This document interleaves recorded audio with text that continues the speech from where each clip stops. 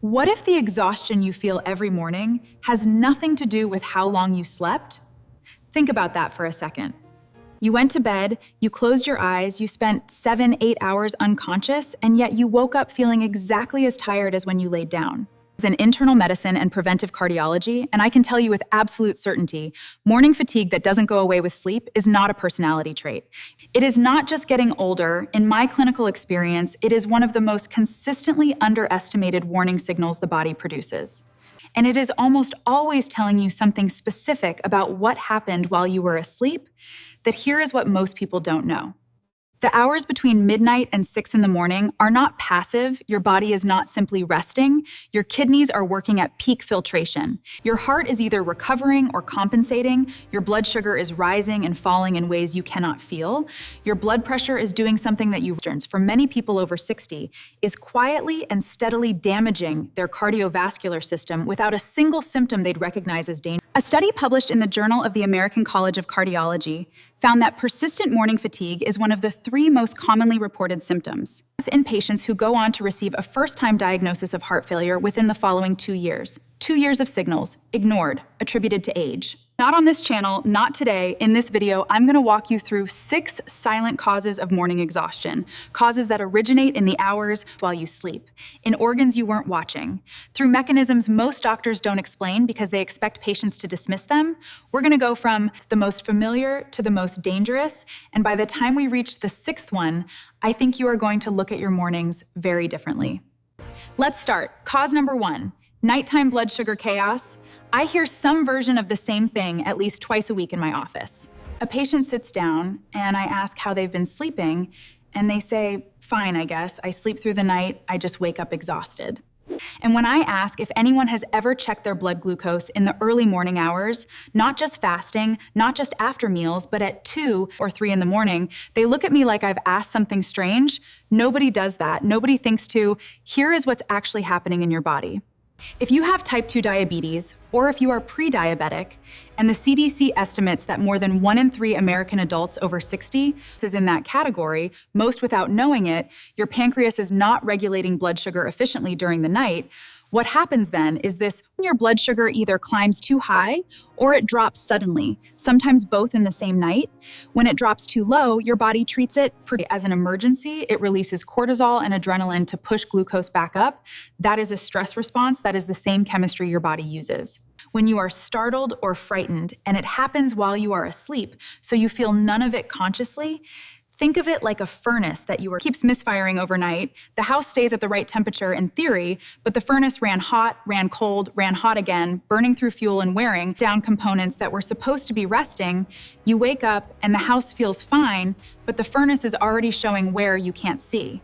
The American Diabetes Association published findings from a multi-year monitoring study showing that adults with poorly controlled overnight glucose spent up to 40% of their sleeping hours in glycemic states, either above or below the healthy range, that directly impaired the restorative functions of sleep at the cellular level, not occasionally. Every night, if you ignore this, the trajectory is predictable. Unmanaged nocturnal glucose variability runs your heart rate, your digestion, your blood pressure during sleep, but I'll come back to that in a few minutes because it gets more serious from here.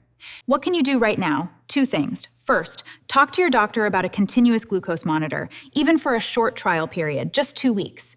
The data will show you what your blood sugar is doing while you sleep. Second, avoid eating anything with refined carbohydrates or added sugar within 2 hours of bedtime. A small handful of walnuts or a tablespoon of almond butter is far better than crackers, bread, or fruit juice as a late snack. That small change can stabilize the overnight curve significantly, but blood sugar is only the first layer. The second cause of your morning exhaustion is something that millions of people have been told about, and almost none of them take seriously enough. Cause number 2, sleep apnea, the silent suffocation. Patients tell me, I don't snore that badly, or my spouse says I snore, but it's not a big deal, or the one I hear most often from men in their 60s and 70s, I've always been a loud sleeper, it's just how I am. Let me tell you what is actually happening during those moments when you snore, when the muscles in your throat relax during sleep, your airway narrows. In obstructive sleep apnea, it doesn't just narrow, it closes completely for 10 seconds, 20 seconds, sometimes longer. And in that moment, your brain is not receiving enough oxygen, so it does the only thing it can, is it fires an emergency signal that partially wakes you, Not fully, you don't sit up, you don't remember it in the morning, but your brain surfaces just enough to restart your breathing, and then you slip back down. This can happen 5 times per hour. It can happen 30 times per hour. In severe cases, it happens more than that. Picture a diver who keeps running out of air underwater and has to kick to the surface every few minutes, never getting to rest at the bottom, never reaching the deep, restorative stillness they went under for. That is what your brain experiences every single night. You sleep with untreated apnea, you're surfacing over and over and over, and you don't remember any of it. You just wake up feeling like you barely slept at all. Here is where it stops being just about tiredness. A landmark study by the National Heart, Lung, and Blood Institute followed over 6,000 adults for 8 years and found that those with moderate to severe untreated sleep apnea had a 70% higher risk of developing hypertension and a significantly elevated risk of both stroke and cardiac arrhythmia compared to those without the condition. Every time your oxygen drops, your blood pressure spikes in response, every night. Year after year, if you continue to ignore this, the cardiovascular consequences are not theoretical, they are cumulative and they are structural. The heart adapts to repeated nighttime pressure surges, and not in a good way. If you wake up with a headache, if you feel dry-mouthed in the morning, if someone has ever told you that you stop breathing in your sleep, even once, please request a sleep study. It can now be done at home with a kit in your doctor prescribes. This is not complicated, and it could be the most important test you get this decade. Before I go on, I want to pause for doubt, specifically for those hours before bed when everything we've been talking about either gets protected or gets worse. That question is exactly why I want to mention something I've been recommending to patients who want more than general advice. There's a resource that walks through the 2-hour window before sleep in specific, practical terms. What the research says about bedroom temperature, what to eat and what to avoid in that window, the correct sleeping position to support your heart, and a step-by-step bedtime ritual designed specifically around cardiovascular protection and restorative sleep quality. If you want that kind of structured guidance to take home, the link is in the description, in the pinned comment, and the QR code is on your screen right now. Take a look when the video is done. Now let's keep going, because what comes next is something most people have genuinely never heard. Cause number 3, your kidneys working overtime in the dark, most of my patients. They have a general sense that the kidneys filter blood.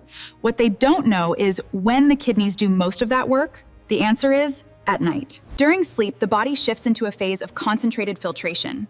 The kidneys use the hours of rest to clear the metabolic waste that has accumulated throughout the day. In a healthy pair of kidneys, this process runs efficiently. In someone with early-stage chronic kidney disease, which the National Kidney Foundation estimates affects more than 15% of American adults, the vast majority undiagnosed, this nighttime filtration is sluggish, incomplete, and leaves residual waste. You don't feel kidney disease. That's the cruelest part of it. There is no pain, no dramatic symptom, just a slow, invisible accumulation of metabolic byproducts that your body was supposed to eliminate while you slept and didn't. What you feel instead is what those toxins produce. A heavy-headedness in the morning, muscles that feel stiff and weak before you've done anything, a tiredness that doesn't lift even after coffee.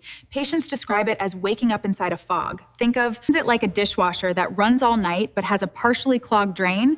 By morning, the dishes are sort of clean, but the water didn't drain fully. There's residue, there's standing water in the bottom. The machine worked all night and still didn't finish the job. A 2021 analysis in the clinical journal of the American Society of Nephrology found that adults over 60 with GFR levels in the mildly reduced range, a kidney function marker most patients never ask their doctor about, reported significantly higher rates of persistent morning fatigue than those with normal kidney function, even when all other health variables were controlled. If this goes unaddressed, kidney function continues to decline slowly and silently until it reaches a threshold where intervention becomes urgent. Here is what I want you to do. The next time you have routine blood work done, specifically ask your doctor to include a GFR calculation and a urine protein test. These 2 numbers will tell you whether your kidneys are handling their nighttime workload. Also, make sure you are drinking enough water through the harder, not easier, but the kidneys are only the 3rd layer. The next one is harder to explain and harder to detect.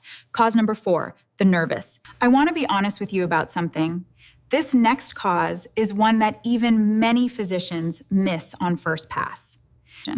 Not because it's rare, because it's invisible on standard tests. In patients with long-standing diabetes, and in some nervous system begins to deteriorate at its peripheral edges, the autonomic system is what runs everything you don't consciously control. Your heart rate, your digestion, your blood vessel tone, your blood pressure response as you move from lying down to standing. When this system is working correctly, your heart rate slows during sleep and heart beats when you need it, Your blood pressure follows a predictable rhythm. When it begins to fail, quietly, gradually, those rhythms break down your heart rate during. Keeps miscommunicating with the heating system. It sends signals to heat up when the room is already warm, then shuts off when it should be running. Is a sensation you'd recognize as a problem. You just sleep less deeply, you just wake up more exhausted than makes sense. Imagine an old thermostat that is a sensation you'd recognize as a problem. You just sleep less deeply, you just wake up more exhausted than makes sense. Imagine an old thermostat that house temperature swings, the system is always slightly off. That's what autonomic dysfunction does to your body during the hours it was supposed to spend recovering, research. From the Karolinska Institute in Sweden, following over 4,000 adults with type 2 diabetes for 12 years, found that those who developed autonomic neuropathy were 3 times more likely to report chronic morning fatigue as a primary symptom, and 2.5 times more likely to have undetected nocturnal cardiac events compared to those without autonomic involvement. The clinical implication here is serious. This is the mechanism by which people feel fine until they aren't, and this is specific. Ask your doctor about a heart rate variability test, or HRV measurement. It's a sessions, and this is specific. Ask your doctor about a heart rate variability test, or HRV measurement. It's a problem, and this brings us to the 5th cause, one that directly contradicts something most people believe is true about sleep and blood pressure. Cause number 5, the blood pressure that never rests. Here is what most people assume. When you sleep, your blood pressure drops. You're lying down, you're relaxed, your heart is taking a break, so your pressure goes down. That is the expectation, that is what should happen, and in healthy adults, it does happen, blood pressure typically. Dips 10 to 20% during sleep. That dip is called the dipper pattern, and it is one of the most important cardiovascular recovery events in your entire day. But here is what I see in my patients over 60 with hypertension that isn't well controlled, or with kidney disease affecting how the body manages sodium and fluid. Their pressure doesn't dip, it stays elevated all night. In some cases, it actually climbs during the early morning hours. This is called a non-dipper pattern, and the heart is working against a high-pressure wall for 8 hours straight during the exact window that was supposed to be its recovery time. Think of it like a factory that was supposed to shut down for the night shift, run only minimal equipment, perform maintenance, but instead kept every machine running at full capacity all night, every night. The wear doesn't show up immediately, but the long-term damage to the infrastructure is inevitable. A study published in Hypertension, the American Heart Association's flagship journal, found that non-dipper patients had a significantly higher incidence of left ventricular hypertrophy, a thickening of the heart wall that reduces its efficiency and dramatically raises the risk of heart failure over time. Non-dipper status was associated with patients with a normal nighttime pressure dip. If you have high blood pressure and you wake up exhausted despite a full night's sleep, this pattern may be what's happening to you. The only way to know is through ambulatory blood pressure monitoring, a device you wear for 24 hours that tracks your pressure. Every 30 minutes, including through the night. Most standard office checks don't capture nighttime blood pressure at all. Ask for this test. It is not exotic, it is not expensive, and it could change what your doctor prescribes and when. Now we arrive at the 6th cause. This is the one I want you to take most seriously. Cause number 6, a heart that's already compensating. Margaret was 68 years old, a retired school teacher, when she came to see me for what she called just being more tired lately. She said she'd been sleeping fine, her husband confirmed it, she wasn't short of breath climbing stairs, she wasn't having chest pain. She just woke up every morning feeling like the night hadn't done anything for her. And she'd been telling herself for almost a year that it was her age. What I found when I ran a full cardiac workup was an ejection fraction, a measure of how much blood the heart pumps. That's with each beat. That had dropped to 41%. Normal is above 55. Margaret's heart was working harder than it should to move less blood than it was designed to move. And the reason she felt it in the morning, specifically, was this. When she laid down at night, the fluid that had been pooling in her legs, gravity holding it down during the day, redistributed upward toward her lungs. Her heart was having to work against that redistribution all night. And by morning, she was running on a cardiovascular system that had been in quiet crisis for hours. This is incipient heart failure. And the most dangerous thing about it is how ordinary its early symptom looks. You wake up tired. That's it. That's the whole presentation. The American Heart Association has documented this pattern extensively. Data from the Framingham Heart Study, one of the longest-running cardiovascular cohort studies in history, with over 7 years of follow-up. Morning fatigue is one of the top 3 prodromal symptoms reported in the months before a first hospitalization for heart failure. The others are ankle swelling and shortness of breath with mild exertion. Most patients have all 3 and attribute none of them to the heart. If you ignore this signal, you are not. Staying at the same level of risk, heart failure is progressive, Every month of undetected decline is a month of structural damage that becomes harder to reverse. Please, if you wake up exhausted every single morning, and especially if you notice that your ankles feel puffy by evening, or that you get slightly breathless, carrying groceries or walking from the car to the door, tell your doctor, ask for an echocardiogram, ask for a BNP blood test, which measures a marker that the heart releases when it's under strain. These tests exist, they are covered by most insurance, and they can catch this early enough that the outcome is completely different. Let me bring this together now. We covered 6 causes, 6 things that happen in your body during the night that produce the exhaustion you feel every morning. Unstable blood sugar that triggers stress chemistry while you sleep, sleep apnea that suffocates your brain and strains your cardiovascular system dozens of times per hour, kidney dysfunction that leaves metabolic waste circulating through your blood by dawn, autonomic nerve damage that disrupts the rhythms your heart and blood vessels depend on, nocturnal hypertension that removes the recovery window your heart was supposed to have, and the early signs of heart failure disguised as ordinary tiredness. 6 causes. One symptom, and the vast majority of people over 60 who experience that symptom every day are told or tell themselves that it's just age. It is for not just age. You now know that. Most people watching this video do not, which means you are in a position to act on information that most people don't have yet.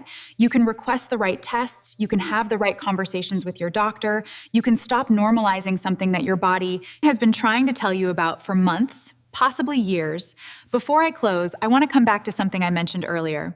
We've talked today about what is happening to your body at night, but there's a specific window, the 2 hours before you go to bed, that either amplifies or protects against everything we've discussed. What you eat in that window, the temperature of your room, the position you sleep in, the routine you follow. These are not small details. They are decisions that directly affect your cardiovascular system during the night hours. And I've been recommending a structured guide on exactly this to patients who want more than general advice. One that walks through a step-by-step bedtime protocol designed to protect your heart and let your body actually recover while you sleep, if that sounds like something you want.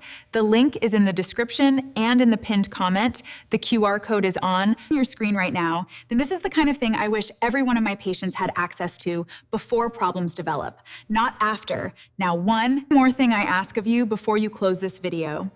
Think of one person in your life who wakes up tired every morning and calls it normal, a partner, a sibling, a friend from church or from the neighborhood, someone who laughs it off and says they're just getting old. Share this video with that person today, right now, before you forget. You may be giving them information that changes what they do at their next doctor's appointment. That is not a small thing. In my next video, I'm going to talk about something that ties directly into everything we covered today. The 5 numbers you should, cardiovascular risk in your 60s and beyond. Most people know 1 or 2 of them. Very few know all 5. I'll walk through each one and explain cardiovascular risk in your 60s and beyond. Most people know 1 or 2 of them. Very few know all 5. I'll walk through each one and explain